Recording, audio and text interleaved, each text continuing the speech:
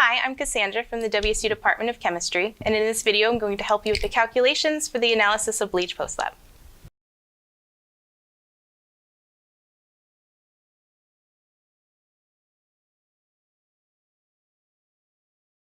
So the first post-lab question asks you to perform calculations needed to determine the concentration of your sodium thiosulfate solution. So the first thing we need to do is take the concentration of the potassium bromate that you titrated and the quantity that you used, and we'll calculate the moles of the potassium bromate that reacted. So in this instance, we're going to say that we use 15.00 milliliters of solution. Odds are these won't be your numbers, we're just using them for the calculations here. As our concentration is in moles per liter, we'll make sure that we have liters, so it should be second nature to you to find liters. 0.0150 liters. All right, and we have a concentration in this instance we'll say is 0.01713 mole. That is a 3, I promise. Moles per liter. All right, we've already determined that we have 0.01500 liters. That's just over 1 if you need to see that in your brain. And that gives us a 2.570 times 10 to the negative 4 moles.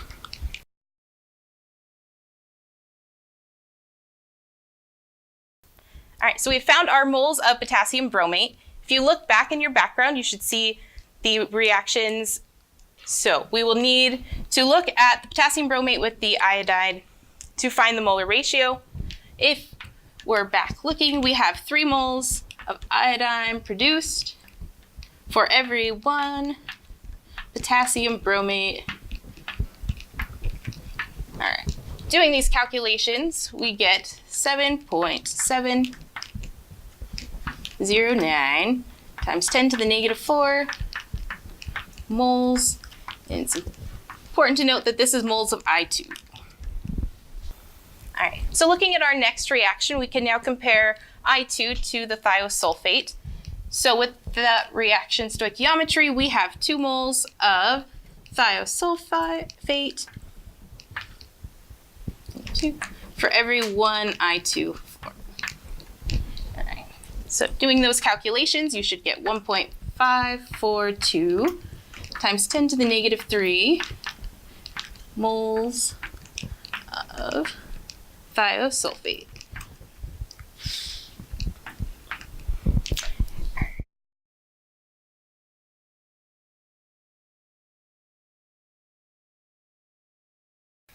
All right, so we have moles of thiosulfate. We just need to make it into the concentration. So concentration is moles per liter, so I'm just going to divide by our liters, which stated previously was 0.001734. So this answer will give you your moles per liter or your molarity. You'll need to do this 2 more times so that you have a total of 3 good titration calculations.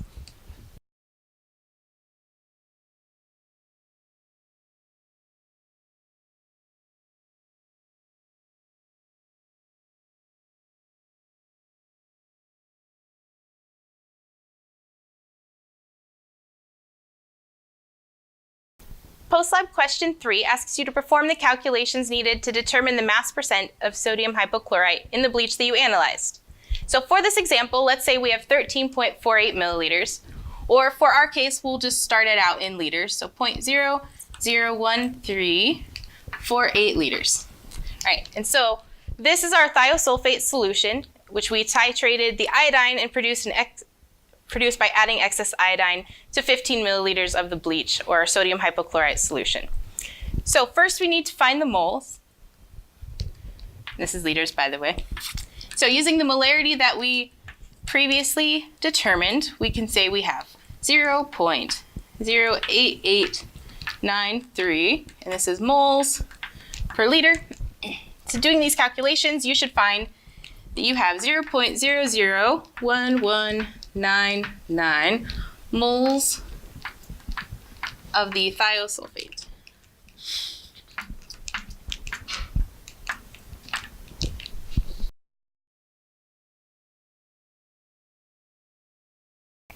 So using the moles of the thiosulfate that we just calculated, we can now determine the moles of I2.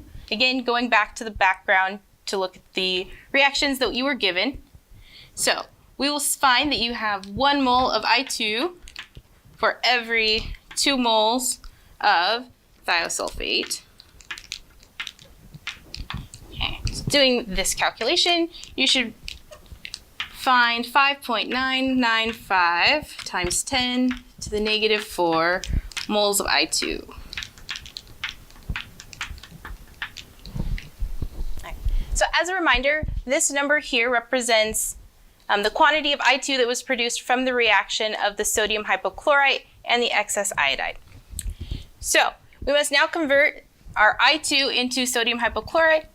So we will take, again, going back to our reactions, we have 1 of the sodium hypochlorite for every 1 I2. So this should give us the 5.995 times 10 to the negative 4, and this is now moles of the sodium hypochlorite.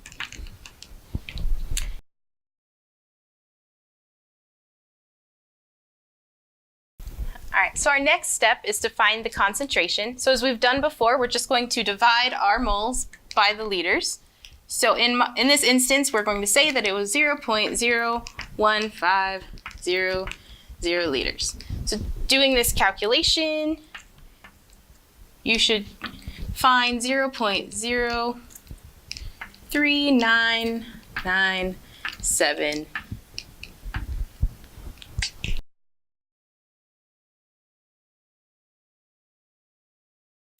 Though we do already have our concentration, we need to remember in part C, we ended up diluting our bleach solution before using it. So to account for this dilution, we can use the equation M1 V1 is equal to M2 V2, where M is molarity and V is volume. So in this instance, we are going to say we're looking for M1, and that is equal to 0.03997 times 48.2 milliliters. And in this instance, it's fine, we'll leave it in milliliters. It'll be all good. And we're dividing that by the 4.4 milliliters. And so that's just me moving over the volume before. So if we do these calculations, we should get an answer of 0.4379.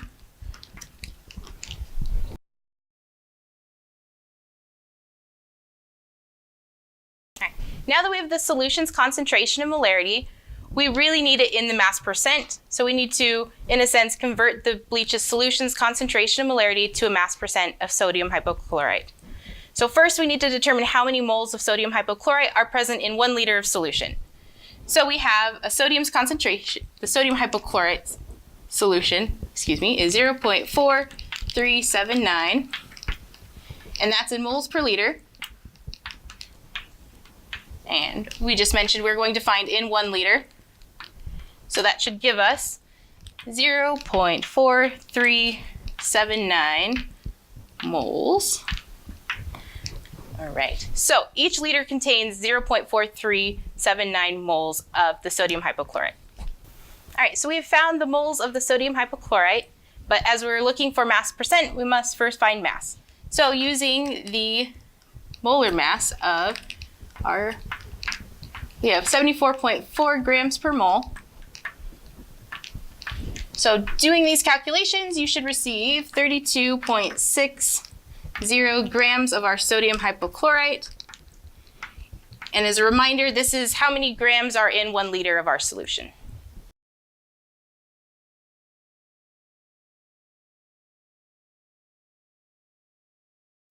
All right, so we found the mass of our sodium hypochlorite, but we need the mass of our total solution as well.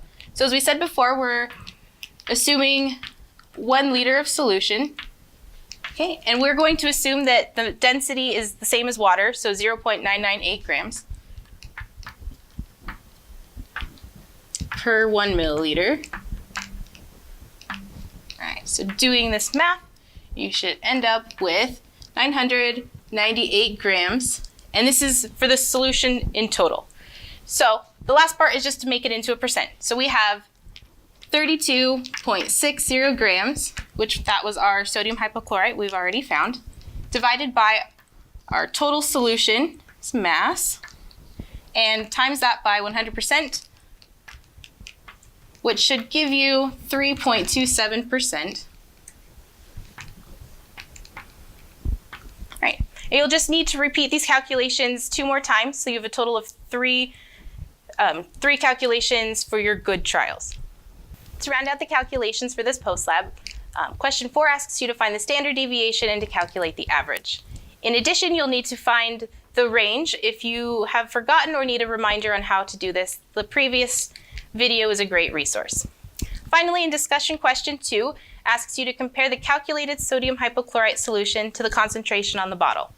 All you have to do to say whether or not they're different is to see whether or not the bottle concentration lies inside the range you calculated in question 5. If it does, there's no significant difference between them.